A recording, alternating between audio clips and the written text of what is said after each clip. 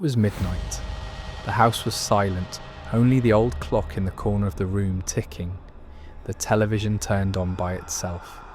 On the screen, Trump was speaking, but his voice, his face, everything was unnatural. My heart felt like it was about to stop.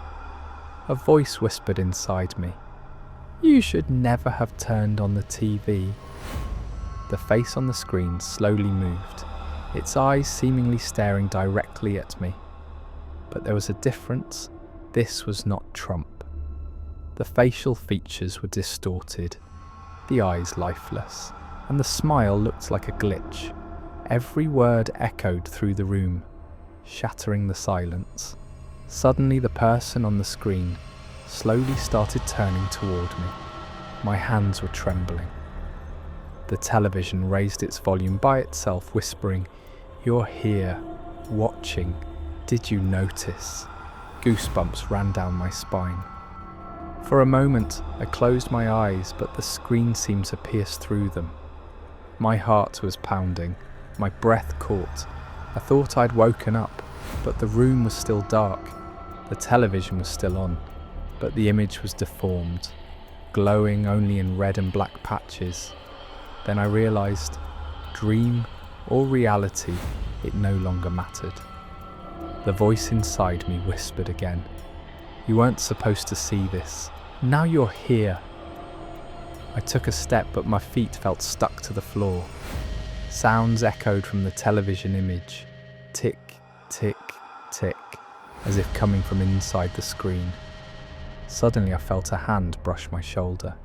I turned, but there was no one. Hearing my own breathing amplified my fear. I thought I was watching Trump, but it wasn't him. This realization brought a brief relief, but the TV's red glow spread across the room again.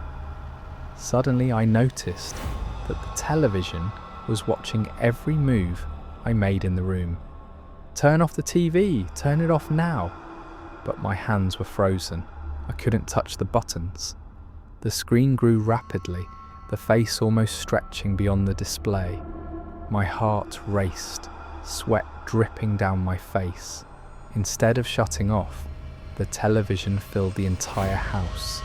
Walls glowed, shadows moved, as if the face was watching me from every angle.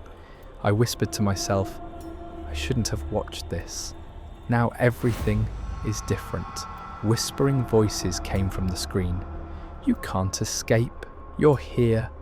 The door closed by itself. Windows trembled.